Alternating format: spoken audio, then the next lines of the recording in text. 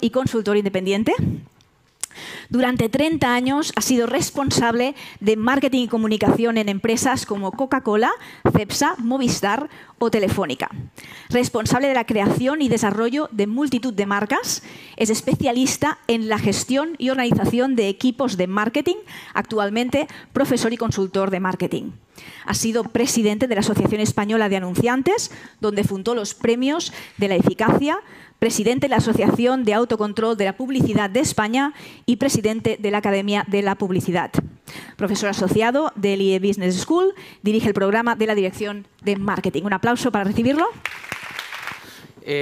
Siempre ha generado miedos y siempre ha generado dudas. Yo creo que todos conocéis a Émile Zola, es un señor que vivió en el pasado y ya no está con nosotros, pero cuando se inventó el ferrocarril, pues el hombre manifestó y alertó y alarmó a la humanidad de que todo el que viajara en un ferrocarril a esa endiablada velocidad de 50 kilómetros por hora iba a sufrir cambios en su cerebro y, por tanto, iba a ser perjudicial para la humanidad.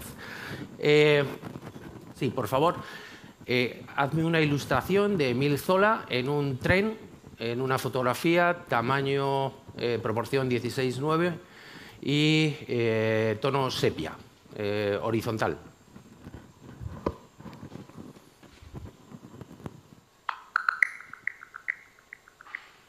Here are the sepia-toned illustrations of Émile Zola. Take a look and let me know what you think. If you want any changes, feel free to tell me. Bueno, esto es lo que hoy es capaz, y podéis hacer todos en vuestro teléfono con la aplicación de DALL-E, de la parte actualizada hoy de ChatGPT, con este nivel de calidad, con este nivel de comprensión, con este nivel de rapidez, y todo esto es de lo que voy a hablar, de donde estamos hoy, de donde estamos en la inteligencia artificial generativa. Pero dejadme que muy rápido hagamos ese recorrido y me vaya al arranque de lo que es la tecnología. Todos sabéis que la humanidad ha pasado por una serie de revoluciones que han transformado la manera de vivir y la manera de actuar del ser humano, ¿no? La primera fue la del Neolítico, hace 10.000 años, en donde unas herramientas de sílex principalmente, pues hicieron posible que el hombre cambiara y pasara de ser cazador-recolector a agricultor y ganadero, y se estableciera en las ciudades y diera un poco el origen de las civilizaciones. Luego ya pasaron muchos miles de años y ya más o menos siglo XV y XVI, pues una serie de señores, Newton, Descartes, gente que de alguna forma filosofía, la química, la física, establecieron las nuevas reglas y establecieron los principios para que se produjera la siguiente revolución importante que ha transformado a la humanidad, que es la revolución industrial. Hace 2 siglos aproximadamente, pues, y estamos hablando de una revolución que se basaba sobre todo no en herramientas ya, sino en la energía que provocaba que esas herramientas funcionaran, herramientas de todo tipo, energías de todo tipo, el carbón, por supuesto, el petróleo, los materiales fósiles, el gas, la energía atómica, la electricidad. Todo esto es lo que ha y sigue desarrollando esa revolución industrial, con un impacto brutal que ya conocemos, demográficos, concentración en las ciudades, sociológicos, invento del capitalismo e incluso del medio ambiente. Esto del daño al medio ambiente no viene de ahora, de la última década, viene de hace 2 siglos, que empezamos a consumir de forma masiva este tipo de energías. Bueno, la inteligencia artificial no es algo que acaba de aparecer. La inteligencia artificial arranca en 1956 en la conferencia de Dartmouth, en donde una serie de señores, McCarthy, que está ahí, es el que reúne a estos científicos, establece lo que va a ser la ruta de la inteligencia artificial. Y es curioso porque ya en ese momento establecen perfectamente todos los pasos que se van a dar. La memoria, las redes neuronales, la capacidad del lenguaje natural, poder hablar con las máquinas, etcétera, etcétera. Y sobre todo la capacidad de procesamiento que tenía que tener la máquina. Ellos definen de alguna manera lo que es la inteligencia artificial como es algo que puede ser un sistema que realiza esa función asociada al intelecto humano y que de alguna forma necesita unos requisitos. Necesita aprender de forma continua, necesita controlar el movimiento, necesita además entender modelos múltiples, además tener marcos diferentes de referencia, y definen como un sistema que puede defender dos ideas contrarias a la vez y aún así sigue funcionando. Es una forma curiosa de definir también la inteligencia artificial y que va acumulando conocimiento de forma continua. Esto de alguna manera es lo que establece la ruta hacia la inteligencia artificial en la que estamos. El problema que tenían estos señores, McCarthy y compañía, es que en aquel momento el ordenador que disponían era el IBM 650, pesaba 1 tonelada, costaba $500.000, consumía una cantidad ingente de energía y era capaz de gestionar 60 palabras. Y además actuaba en código decimal. Es decir, en aquel momento ellos sabían a dónde había que ir, pero no tenían ninguna capacidad tecnológica para hacerlo. De hecho, tuvieron que esperar hasta primeros de los 60 para que empezara lo que es la era digital dentro de esta revolución. La era digital está establecida por este cacharrito, aparentemente estúpido, pero que es un transistor y que en función de por dónde reciba la corriente está cargado o descargado. Si está cargado es un 1, si está descargado es un 0. Si tienes 7 transistores tienes un bit. Y si empiezas a juntar transistores, haces un procesador con una capacidad de procesamiento, de memoria, etcétera, etcétera. Este señor observa cuál es la evolución, porque es un señor que es uno de los fundadores de Intel, falleció recientemente, Gordon Moore, y establece en un artículo que publica en esos inicios una ley, una hipótesis que se ha cumplido hasta el día de hoy.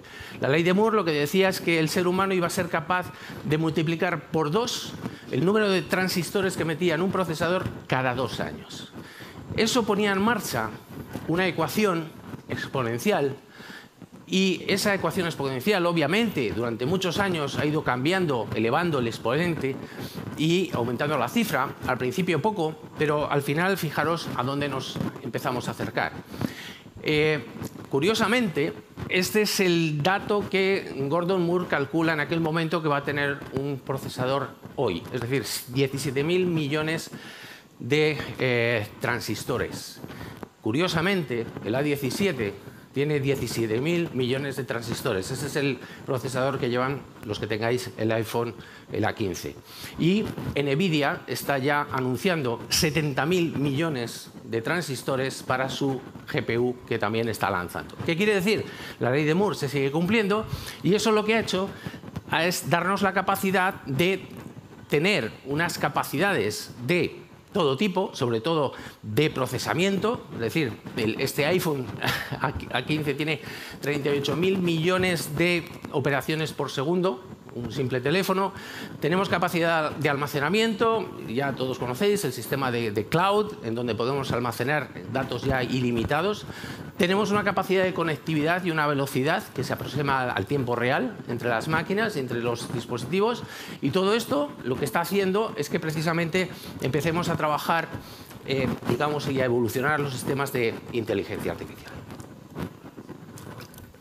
Todos hemos escuchado muchos conceptos y ahí quiero pasar a aclarar esos conceptos. Un algoritmo, que es la base, un algoritmo de alguna forma no es más que un comando que provoca una ejecución de una tarea, ¿vale? Un algoritmo es, digamos, si nos llevamos a un cerebro animal, es a un perro que le dices sit y el perro se sienta. Eso es un algoritmo. Una calculadora, provocar una suma o una multiplicación que te da siempre el mismo resultado.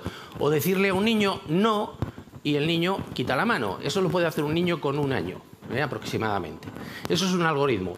Las redes neuronales es una estructura en la que van a funcionar esos algoritmos. La diferencia es que esa red neuronal, en lugar de dar siempre el mismo resultado, puede tener alternativas. Y en función de que nosotros definamos cuál es la alternativa correcta, el sistema puede empezar a aprender. Es decir, a un niño ya de 2 años ya le empezamos a decir esto es un gato y esto es un perro. Y el niño empieza a aprender. Estamos hablando de 2 años. Pasamos al Machine Learning. ¿Qué es? Pues es esa capacidad de entrenar al sistema a través de algoritmos, ese sistema de redes neuronales, en donde lo que le vamos a decir al sistema es ya, de alguna manera, en función de lo que veas y en función de unas reglas que yo te voy a dar, tú tienes que decidir si esto es un gato o esto es un perro, ¿vale? Y ya empieza a vislumbrar. Eso es lo que ya un niño de 3 años puede hacer. Un niño de 3 años diferencia un gato de un perro perfectamente. Cuando pasamos a lo siguiente, que es el deep learning, el aprendizaje profundo, aquí ya no hay reglas. Aquí lo que hace el sistema es acumular muchísimos datos, buscar patrones, no hay reglas, no le decimos cómo funciona, y a partir de ahí empieza a deducir cuáles son las reglas. Eso es lo que hacen los niños de 4 años. Es decir, los niños de 4 años se aprenden a hablar. No les enseñamos gramática, no les enseñamos vocabulario, pero ellos simplemente escuchando empiezan a desarrollar el lenguaje. Eso es el deep learning. Y llegamos a donde estamos ahora mismo, a los grandes modelos de lenguaje, que es todo esto que estamos escuchando, son grandes modelos de lenguaje en donde te dice que en función de lo que ya has visto, lo que has aprendido, te hago una pregunta y espero una respuesta. Y simplemente por estadística la respuesta es la correcta. ¿Vale? En eso estamos. Estamos en el desarrollo de los grandes modelos de lenguaje, pero estamos hablando de un niño de 5 años. Un niño de 5 años ya puedes tener una conversación con él. Ya le puedes preguntar y ya te va a responder normalmente de una forma correcta. La diferencia es que este niño de 5 años es muy listo. Este niño ha acumulado más conocimiento del que todos los que estamos aquí en toda nuestra vida hemos podido acumular. Y podría sacarse un doctorado perfectamente con todo eso y respondiendo a las preguntas que le podían hacer en un tribunal. Por tanto, estamos ante un sistema muy potente que está intentando emular el del ser humano, pero que todavía tiene 5 años. Por tanto, tengamos un poquito paciencia, porque lo que vamos a ver es que además lo que nos facilita la cosa es que antes, hace años, teníamos que introducir códigos a través de un teclado. Luego pues vino el ratón, que nos facilitó un poco el tema a través de menús, y luego también hace poco, relativamente, empezamos a tocar pantallas para que fuera más fácil la interacción, ¿no? Y hemos llegado al punto en el que el lenguaje natural, en donde ya hemos llegado a ese nivel que se llama human parity, es decir, el sistema ya entiende lo mismo que un ser humano, pues es capaz de hacer la interacción con las máquinas de la manera en que los hombres hacemos la interacción con los otros hombres, hablando, simplemente. Esto es lo que está facilitando todo este desarrollo. ¿Cómo funciona? Pues nosotros podemos cargar texto, podemos cargar sonidos, imágenes. Todo es código. Una cara es una matriz de números, es matemáticas.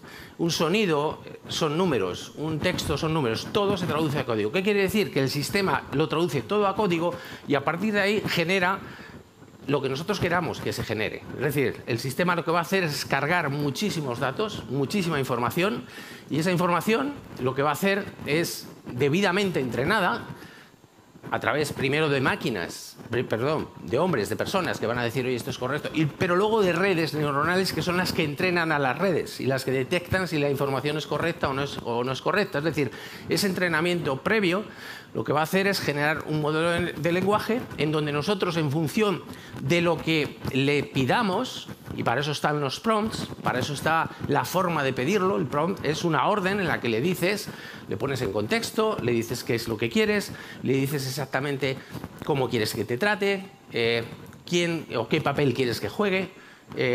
Yo soy un experto o no soy un experto, tú eres un profesor o eres un señor de la calle, qué nivel de creatividad quieres, porque se puede modular. Es decir, estos sistemas habremos escuchado que alucinan. Alucinan quiere decir que crean o se inventan cosas.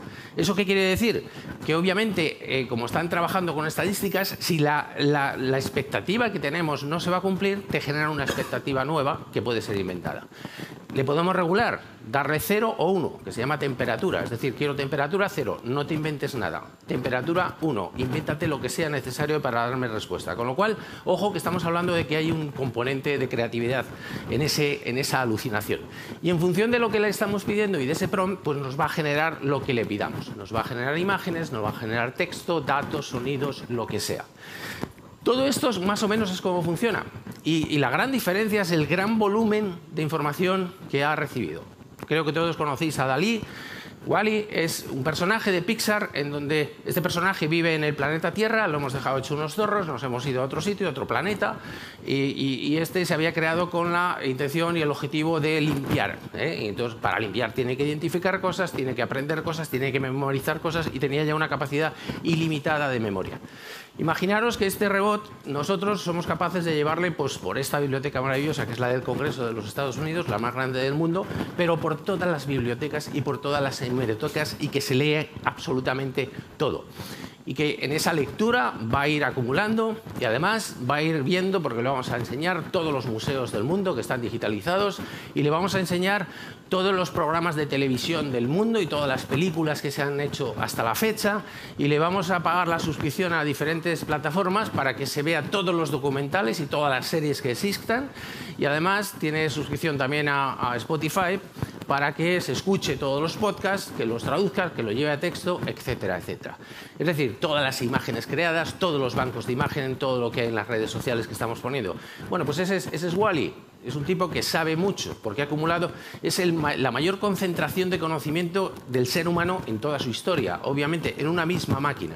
Y en función de esa acumulación de conocimiento va a ser capaz de generar, depende de los sistemas y de los modelos de lenguaje, que hay muchos, pues va a generar diferentes opciones. Va a generar texto, va a generar imágenes, va a generar vídeo, va a ayudarnos a hacer presentaciones, a hacer PowerPoint, a manejar hojas de cálculo. Es decir, hay muchas, y todas estas son las que ya estaréis escuchando, que son diferentes versiones de lo mismo. Pero ojo, es un niño de 5 años. Estamos hablando de que todavía el ser humano tiene una capacidad en su cerebro de manejar muchísimos volúmenes de información y de tomar decisiones con un coste de energía infinitamente inferior. Es decir, la eficiencia del cerebro todavía existe y tiene esa ventaja, y todavía las capacidades de procesamiento, por mucho que nos asustemos con los números, no han igualado a las del ser humano. Así que vamos a ir a ver, vale, ¿y todo esto para qué se usa? Yo en mayo, me parece que fue, di una conferencia a los principales anunciantes de España, en donde en 20 minutos, con sistemas en tiempo real y en directo, partiendo de una idea de negocio, es decir, oye, se me ha ocurrido dar este servicio, ¿vale?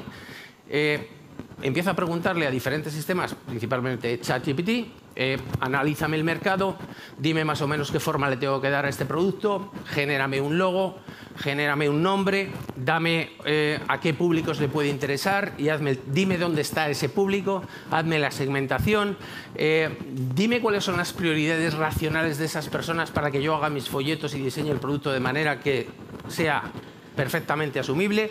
Además, descúbreme las motivaciones no manifestadas por esas personas y que son miedos que están ahí dentro, que sería una ventaja para mi marca, para mi producto, ante una competencia parecida. Dime cuáles son los canales más adecuados para generar los mensajes, si son los mails, son las redes sociales. Genérame esos mensajes de los mails, genérame esos, todo tipo de información, incluso imágenes.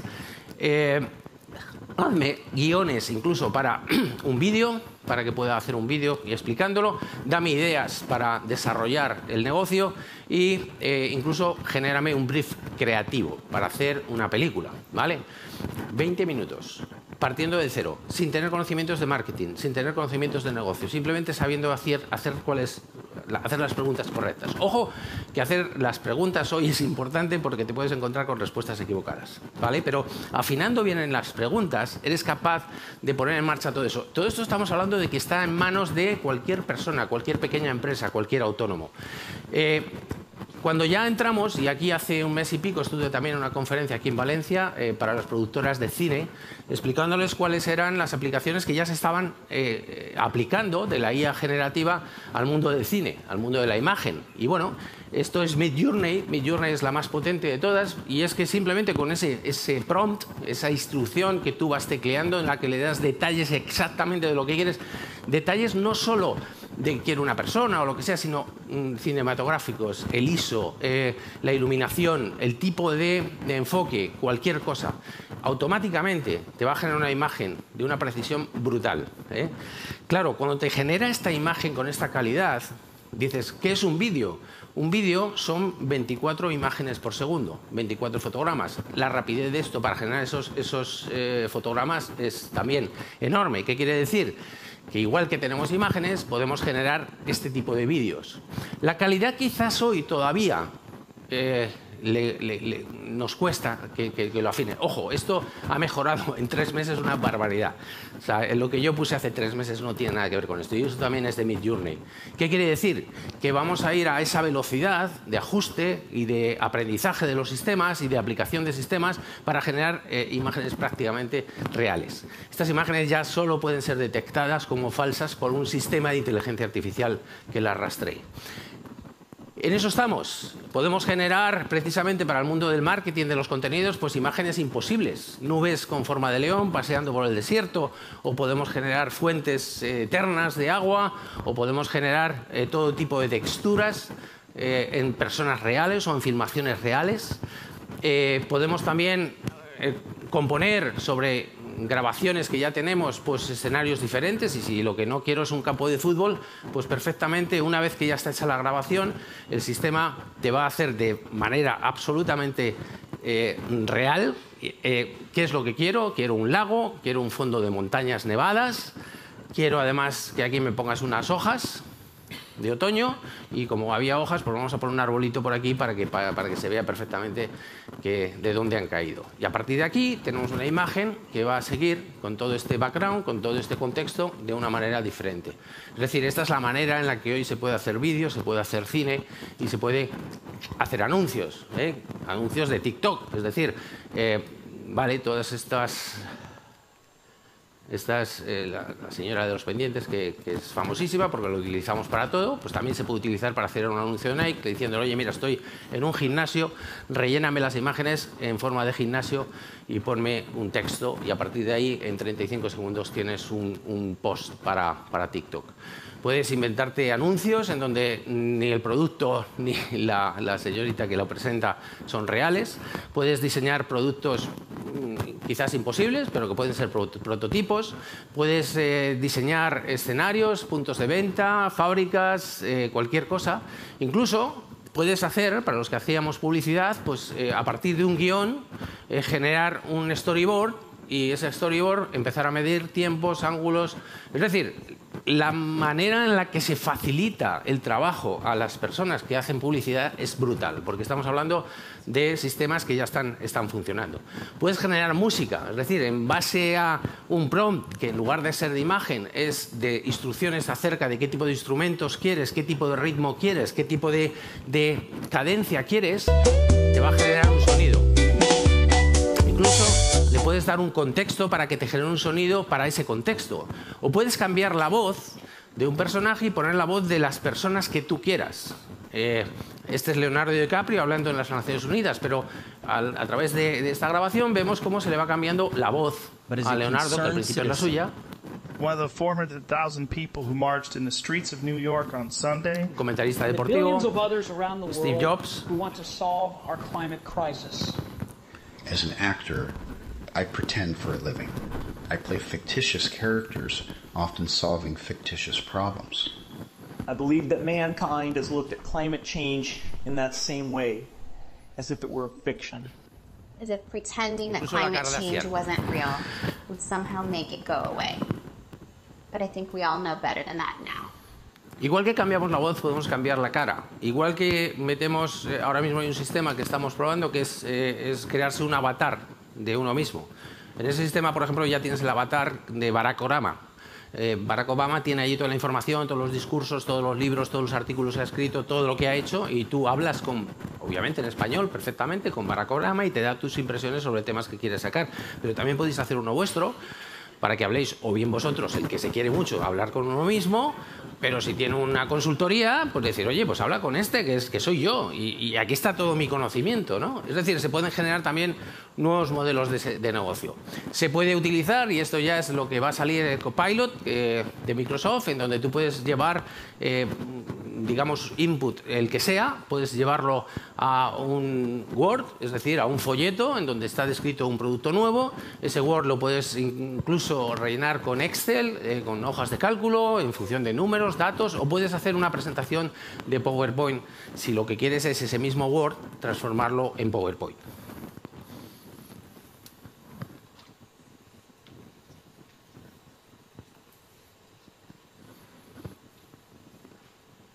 Por supuesto, luego todo esto se puede generar Y los últimos sistemas, que son los más potentes, que es AutoGPT, esto es un sistema que lo que está haciendo es una red neuronal, un modelo de lenguaje, una inteligencia artificial generativa, está manejando y dando instrucciones a otra inteligencia artificial. Es decir, estamos encadenando capacidades. ¿Todo esto qué genera? Pues obviamente que en marketing que tengamos ahora mismo herramientas para hacer lo que queramos, webs, aplicaciones, chats, lo que sea.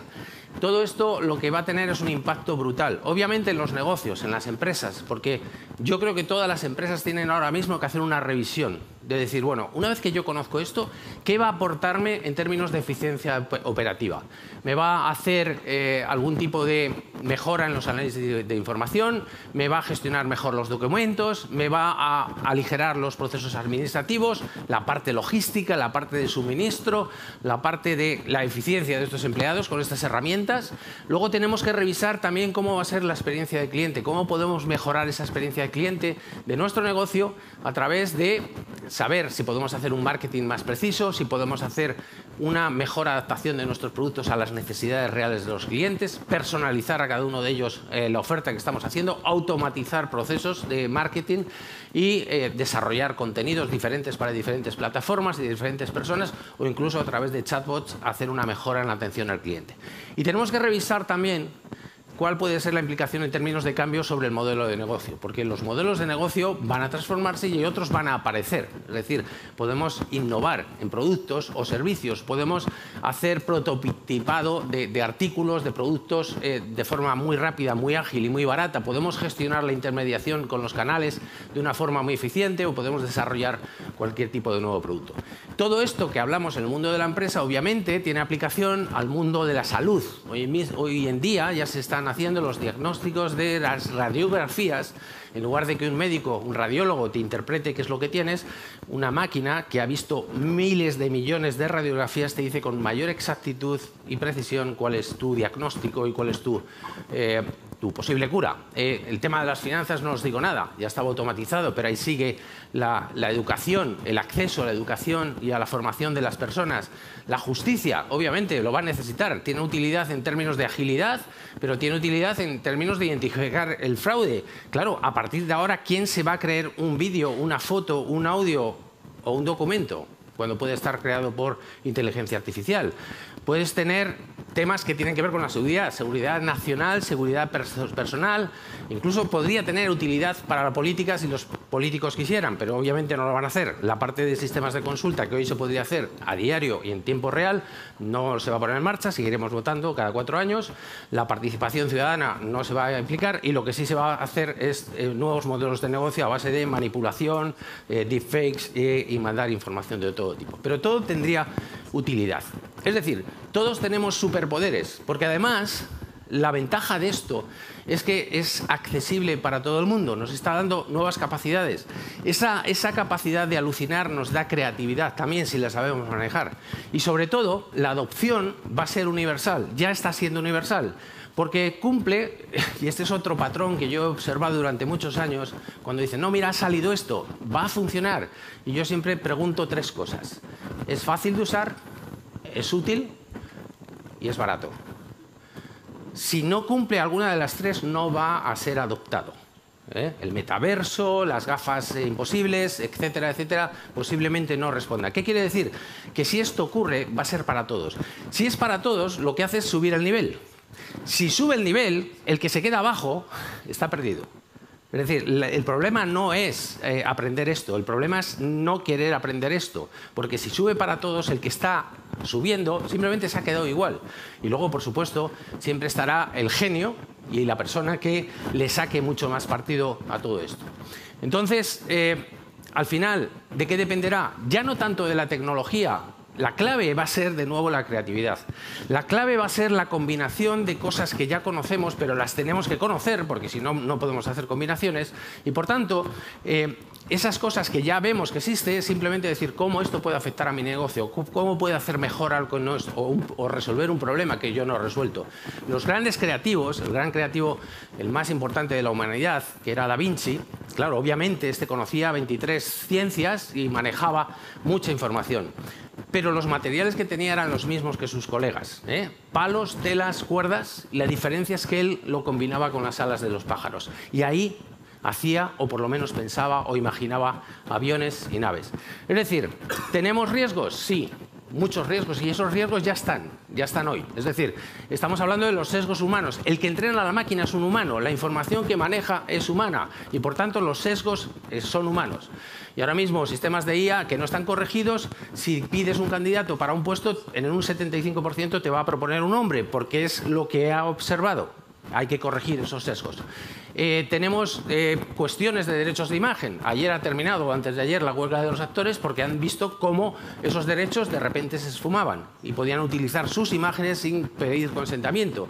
O cómo se remunera, cómo se paga cuando tú ni siquiera solo vas a poner la cara o un actor solo va a poner su voz y luego ya la replicación se va a hacer por una máquina. Cómo se controla eso que se ha generado y que se está difundiendo. Cómo se evita la desinformación.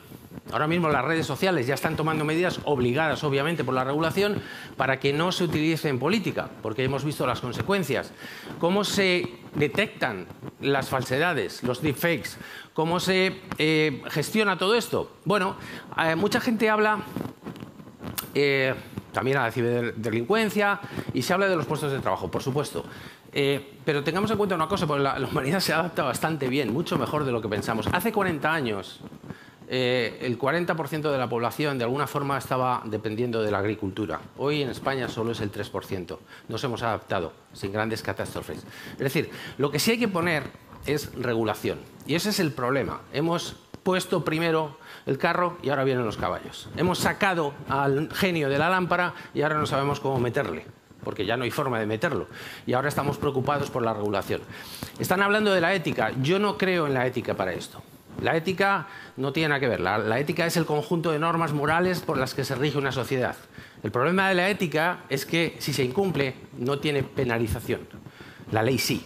Es decir, la ley, si no se cumple, tiene consecuencias. La ética, y lo estamos viendo, se puede engañar, se puede mentir y no pasa nada. Entonces, no se trata de ética, se trata de regulación. Se trata de que las leyes observen y controlen cómo se están desarrollando estos sistemas. Además, ojo, que estamos llegando... Porque ya los procesadores ya no tienen espacio. El A15 está trabajando en espacios de 3 nanómetros y posiblemente llegaremos a 2. No se puede pasar de 1. Es decir, estamos llegando al límite del espacio que puede tener, pero estamos dando el salto a la computación cuántica, que ya no es un sistema binario, sino es un sistema infinito, en el que ya no existen unos y ceros, sino que pueden existir muchas posiciones intermedias. Y esto lo que va a dar es una capacidad brutal. No va a multiplicar por 2 en los próximos años. Cuando ya la computación cuántica esté, y ojo que Estados Unidos acaba de anunciar una inversión de 280.000 millones de dólares para el desarrollo de la computación cuántica.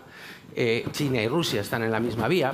Cuando esto ocurra, no multiplicamos por 2 o por 10, multiplicamos por 1 millón la capacidad de procesamiento. Con lo cual, se va a seguir cumpliendo la ley de Moore. Vamos a ver cómo incluso la tecnología, y yo en eso soy optimista. A ver, cuando empezamos a añadir al ser humano aparatos, ya pasamos de la inteligencia artificial a la estupidez humana. Entonces, de repente, hemos dejado de ver, de escuchar, de sentir, las manos las tenemos ocupadas, los relojes nos controlan absolutamente todo. Bien, yo creo que una de las cosas que va a ocurrir es que la tecnología se va a empezar a convertir en invisible. Es decir, podemos tener todas estas capacidades, pero dejando libres las manos, dejando libres los ojos, dejando libres los oídos. Es decir, hoy ese botoncito negro que veíais ahí, se ha anunciado el lanzamiento del IA-PIN. Es ese aparatito que llevaba ese hombre que hemos visto atrás, y ese aparatito lo que hace es simplemente nos libra de todas las complicaciones que nos generaba. Nos dice cuáles son los alimentos que vamos a comer. Hablamos en japonés, en tiempo real, y entendemos japonés. No hace falta que pongamos el teléfono entre nuestro hijo dando los primeros pasos y nosotros, sino simplemente le pedimos que grabe. Sirve de speaker. La proyección no es necesaria de que sea en una pantalla, no hay que sacar el teléfono del bolsillo. Puede ser en una mano, o puede ser a través de realidad aumentada en las gafas. Los sonidos los podemos escuchar por también las patillas de las gafas, que ya las gafas actuales de Meta lo hacen así. Es decir, yo en esto soy optimista porque nos va a hacer regresar un poco al futuro de donde no teníamos que habernos ido. Y es que la tecnología no nos complique la vida, sino que nos la facilite muchísimo más. También creo que tendremos que tener en cuenta que esto que estamos hablando hasta hoy de inteligencia artificial, estamos hablando del primer nivel, ANI, es Artificial Narrow Intelligence, es decir, la estrecha. Hace algo bien, pero solo hace una cosa. Es decir, hemos trabajado con esto ya durante mucho tiempo. Shazam es capaz de identificar la canción con mayor precisión que cualquier ser humano, pero no nos puede poner un café. Es decir, estamos hablando de que la ANI es lo que estamos desarrollando. Estamos juntando ANIs en los coches autónomos, en los drones y demás. Estamos llegando a la AGI, a la genérica. La genérica lo que hace es que trabaja con diferentes inteligencias, y el ser humano tiene muchas inteligencias, espacial, numérica, de lenguaje, etc. Y empieza a ensamblar para dar respuestas a ese tipo de problemas. Y estamos llegando. Esa es la preocupación ahora mismo, el AGI, que es el segundo nivel, obviamente, pero llegado a este nivel tenemos riesgos también. Todas estas son inteligencias artificiales generativas que están funcionando de forma aislada. Es decir, son cerradas, pero ¿quién dice que estas inteligencias no se pueden conectar? Y cuando las inteligencias se conectan, lo que ocurre, imaginaros que yo aprendo algo y quiero transmitirlo a vosotros. Tendría que mandaros la información, etc. Las inteligencias, en el momento que aprenden algo y están conectadas, todos vais a aprender a la vez. Imaginaros a 10.000 personas aprendiendo a la vez y transmitiendo esos aprendizajes a la vez. Ese ya es, de alguna forma, una ventaja, pero también un riesgo, porque lo siguiente que tendremos, que es lo último, es la superinteligencia artificial, que comentaban antes al principio, que es el momento de singularidad, aquel en el que el ser humano va a ser superado en todas las inteligencias por la inteligencia artificial. Y ese momento ocurrirá. Algunos científicos hablan del 2045, otros hablan del 2080. El 100% de los científicos que trabajan en esto dicen que será en este siglo. Y eso supondrá una automejora, eso supondrá una autonomía en términos de toma de decisiones, y eso supondrá un autocontrol de lo que hace o lo que deja de hacer. Esto de las leyes de Asimov también es muy divertido para las películas, pero forma parte de la ética, y si no forma parte de la regulación posiblemente tendremos un problema, porque las máquinas lo que pueden hacer es los peligros del ser humano. Muchas veces nos creemos que son estos, el tema de Robocop, ¿no? Y demás. Ese no es el que nos va a matar. El que nos va a matar normalmente suele tener una forma mucho más diminuta. El animal que más hombres mata es el mosquito. El doble que el siguiente animal que mata más hombres, que es el hombre. Es decir, el animal mata el doble de hombres que el hombre, el mosquito, ¿vale? Y el siguiente que mata más es el virus. Hablan de la conciencia. Ninguno de los dos tiene conciencia. La conciencia no es necesaria para suponer un peligro. El peligro de estas cosas y de la inteligencia artificial es la replicación. Si yo tengo autonomía y capacidad para controlar el sistema de fabricación y me replico, como hacen los virus o hacen los mosquitos, puede llegar un momento en el que el volumen sea tan grande que lo que haga sea pelear por los recursos. Y si peleo por los recursos y depende de mí esa continua replicación y subsistencia, imaginaros que estas energías, estas inteligencias artificiales que tienen un consumo de energía brutal, cuando sean muchas, decidan que la energía, como es un bien escaso, hay que priorizarla y hay que quitársela al ser humano para que esto siga funcionando. No suena bien, ¿no? Por ahí pueden venir un poco los peligros y por ahí debería venir la regulación. Mientras tanto, insisto, se trata de que lo adoptemos con naturalidad, que lo adoptemos a nuestras formas de entender la vida y de usarlas de una forma razonable, y sobre todo, en términos de negocios, yo creo que esto requiere una revisión absoluta de cuáles son, digamos, las nuevas posibilidades que se nos abren. Porque, insisto, al final, el genio que desarrolle un negocio será un genio. No será un tipo que utiliza una inteligencia artificial diferente. El que componga una buena música que emocione será un buen músico. El que componga una película o haga un guión será un excelente guionista. Es decir, yo sigo creyendo en la creatividad y en la genialidad del ser humano. Por tanto, dejemos que las máquinas, sepamos que las máquinas pueden ayudarnos en hacer nuestro trabajo, pero nosotros sigamos poniendo la magia en todo aquello que hagamos. Muchas gracias.